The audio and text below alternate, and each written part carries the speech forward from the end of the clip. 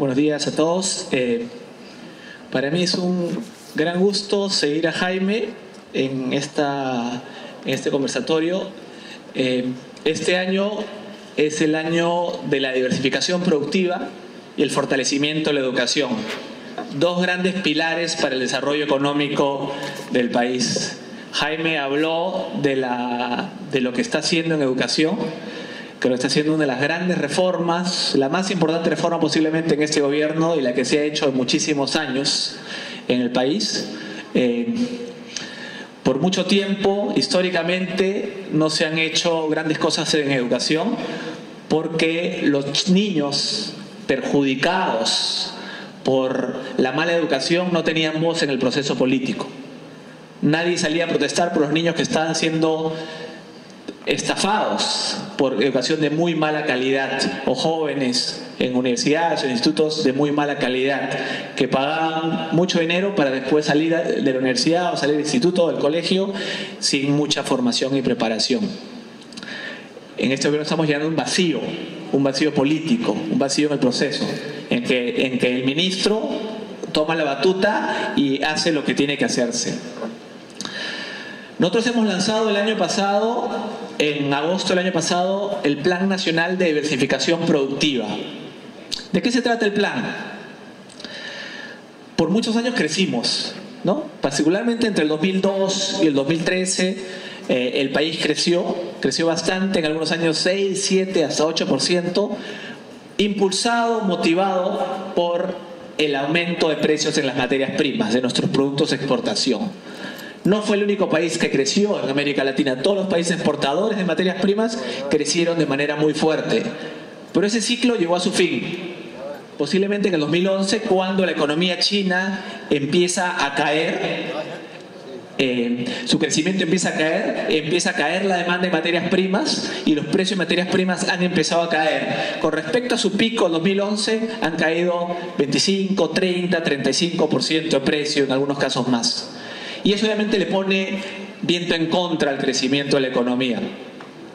La diversificación productiva es justamente, el plan de diversificación productiva justamente lo que trata es meterle nuevos motores a la economía, porque solamente con nuestras materias primas el crecimiento no va a volver a ser el nivel de 6 o 7% que requerimos, que requerimos para lograr en el mediano y largo plazo ser un país de primer mundo. Entonces tenemos que añadirle al motor de la minería y del sector minero energético en general el motor de la agroexportación que está funcionando bien y nuevos motores económicos, el forestal, la acuicultura, la industria manufacturera, industrias culturales. Hay muchos sectores con potencial. Entonces, en el plan de diversificación tenemos que diversificar nuestro aparato productivo.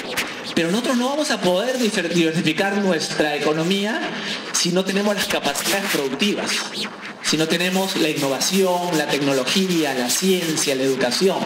Porque si la base no es potente, no vamos a poder producir, digamos, artículos de primer nivel para ser vendidos en el mercado mundial.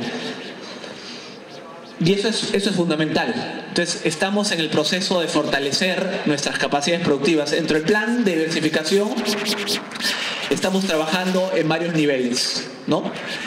Un nivel es, de la mano con el sector privado, ver qué sectores tienen potencial, qué sectores podrían ser sectores que empujan y son locomotoras para nuestro crecimiento en el futuro.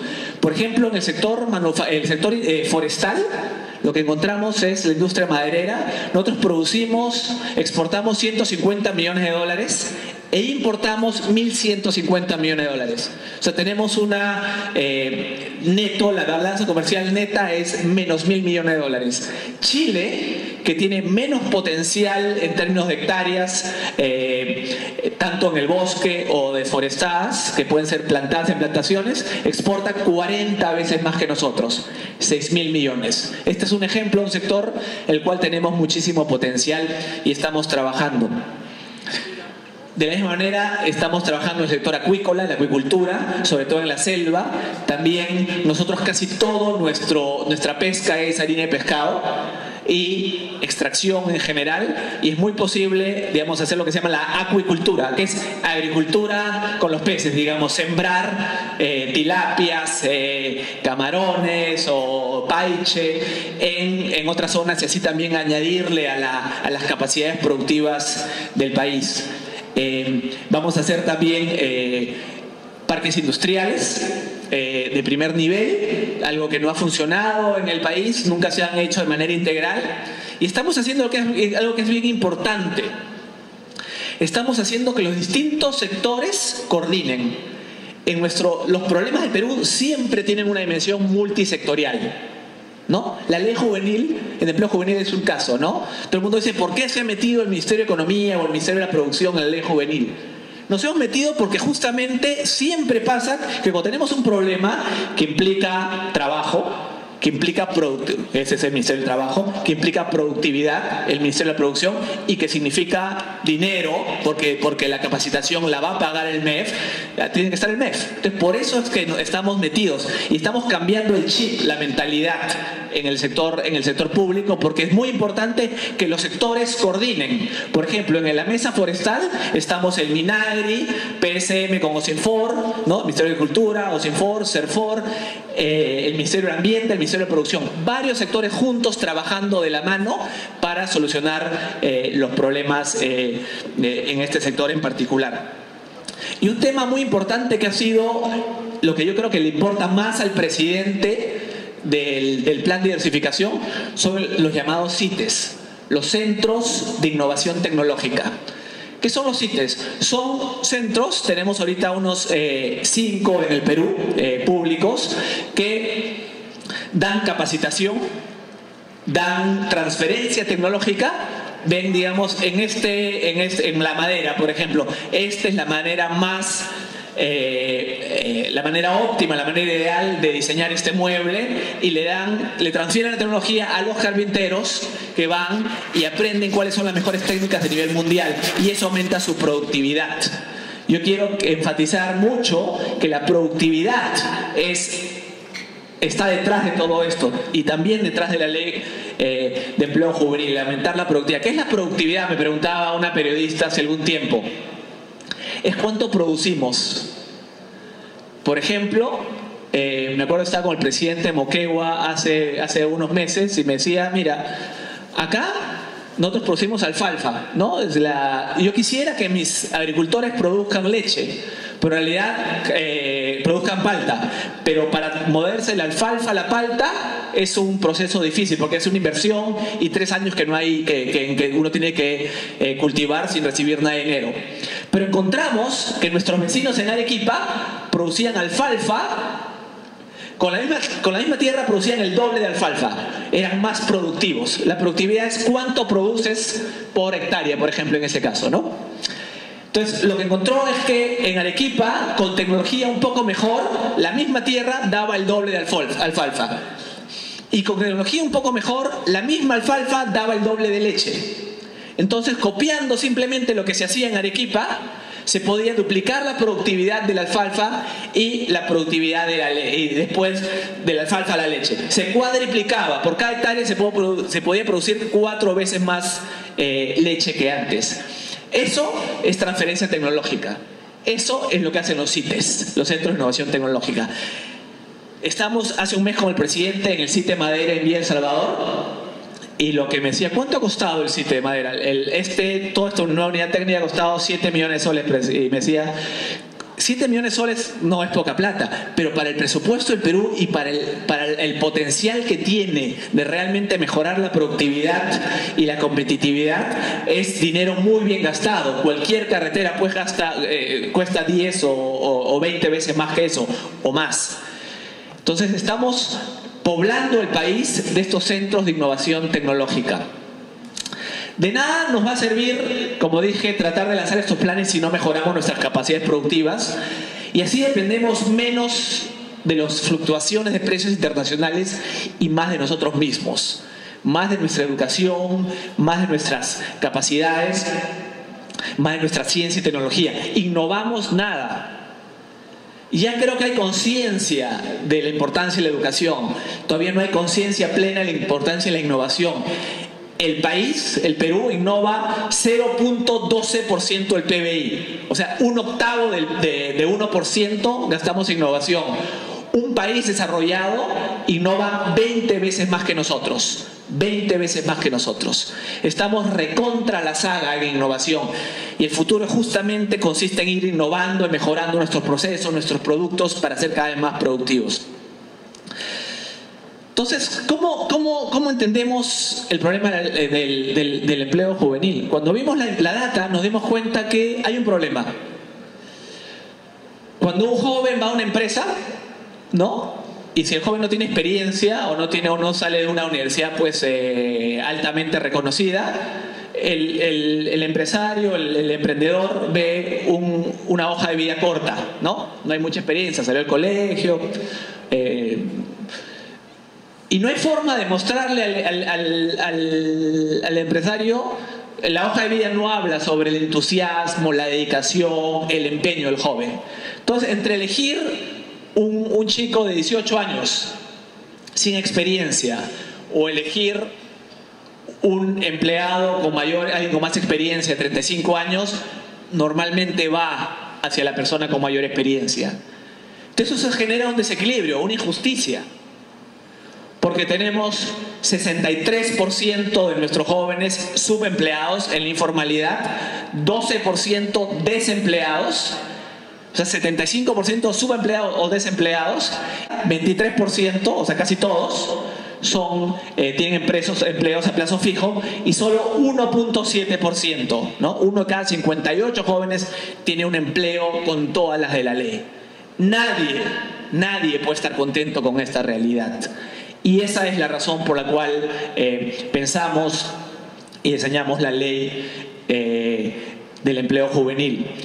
Ahora, algunos nos han dicho, están recortando los derechos de los jóvenes para favorecer a la gran empresa. Nada más lejos de la verdad. Esta ley no tiene nada que ver con la empresa. Esta ley es para los jóvenes. ¿Cómo los jóvenes?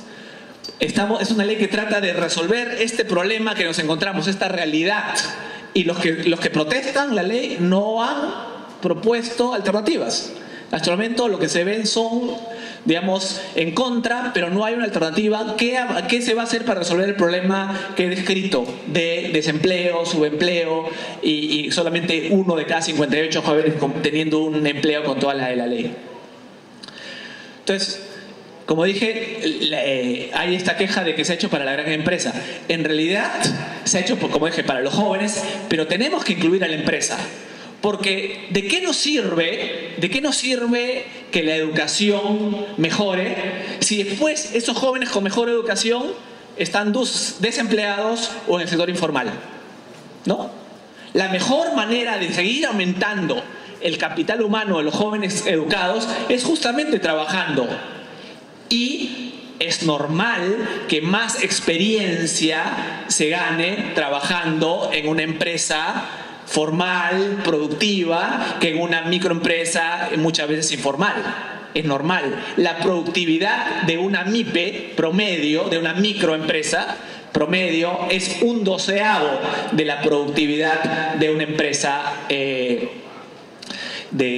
una empresa más grande, una empresa grande. Entonces, estamos hablando de diferencias digamos, en la experiencia distinta, en productividad distinta. Entonces, el joven se beneficia siendo contratado por una empresa formal, ¿no? De dos maneras fundamentalmente, ¿no? Primero, la experiencia, lo que se llama aprender haciendo.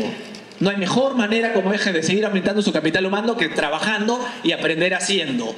¿No? Porque hay cosas que la universidad o los institutos, el colegio no te dan. Trabajando solamente aprendes ciertas cosas. Y aprender haciendo en una empresa formal es la mejor manera. Y la segunda manera, a través de la capacitación.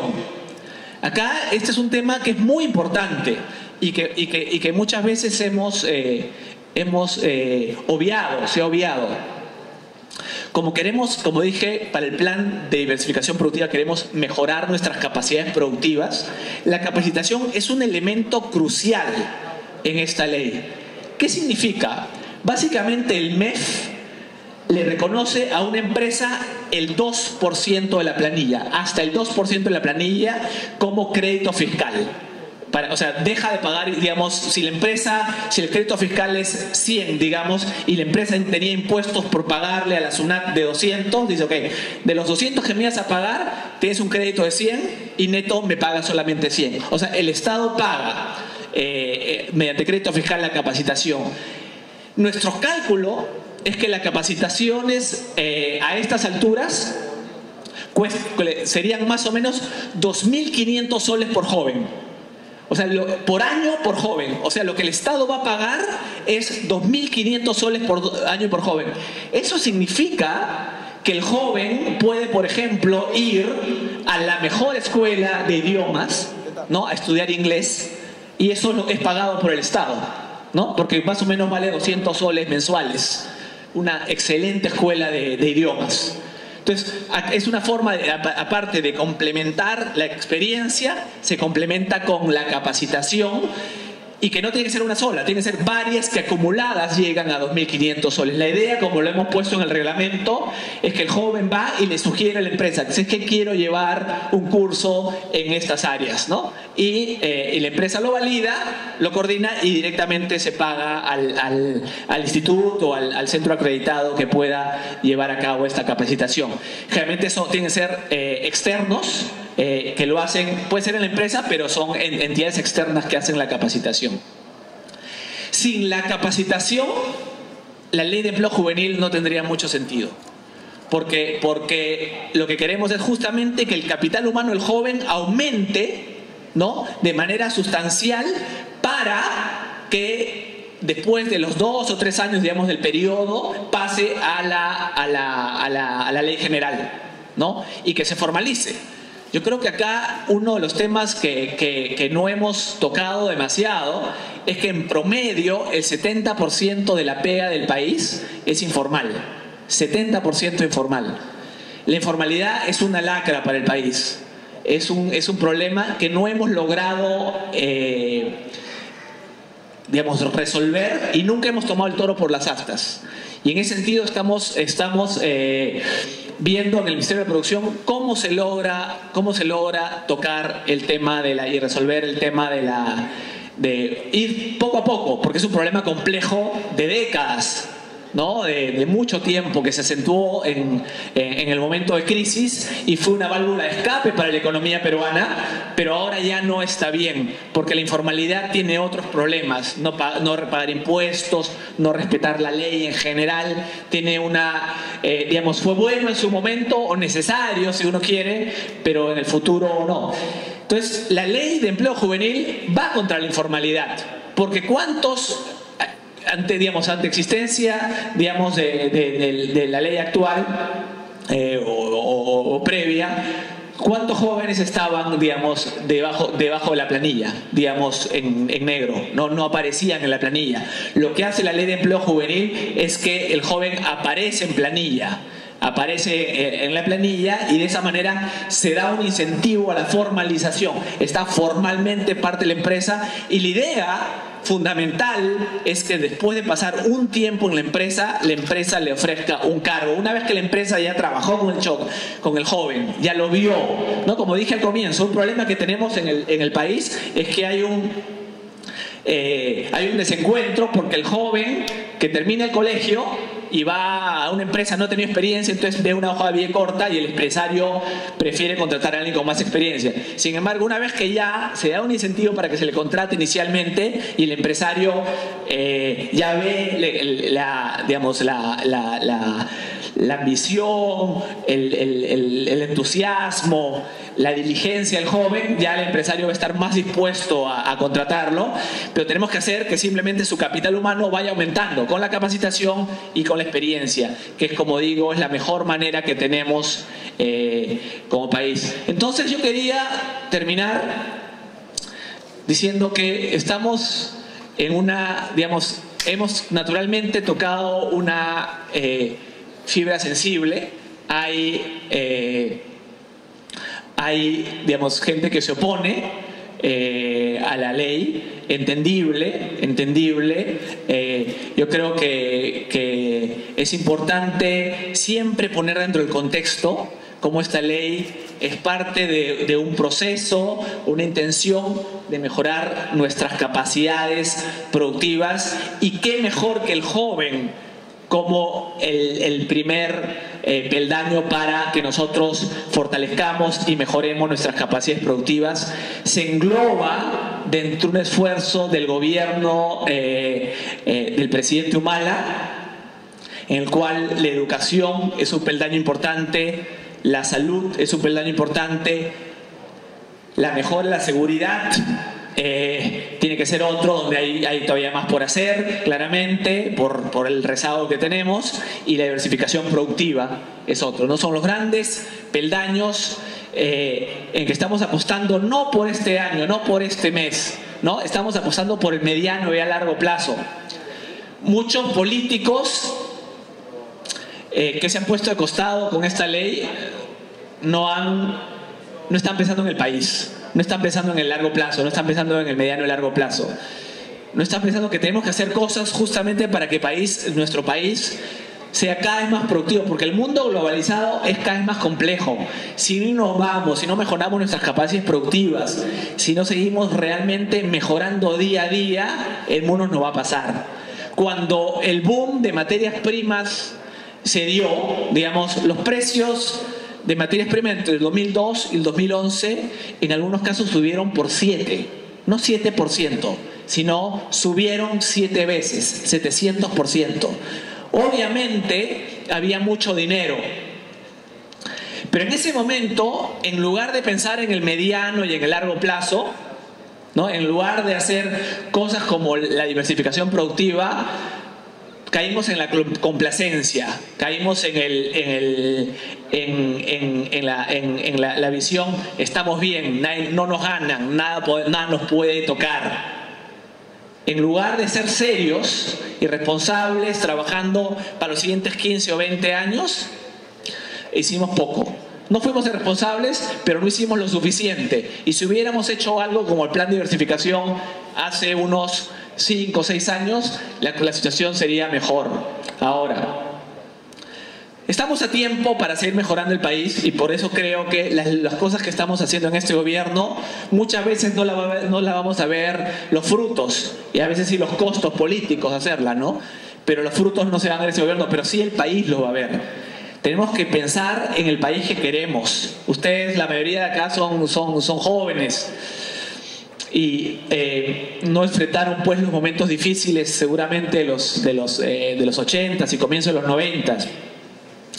Los últimos 25 años han sido muy buenos en general para la historia económica del país. Es un periodo de alto crecimiento con poca inflación, pero nada garantiza que los siguientes 25, que es cuando ustedes estarán, digamos, en su plena adultez, sean iguales, sobre todo con esta caída y este viento en contra por la caída de 30% de los precios de materias primas.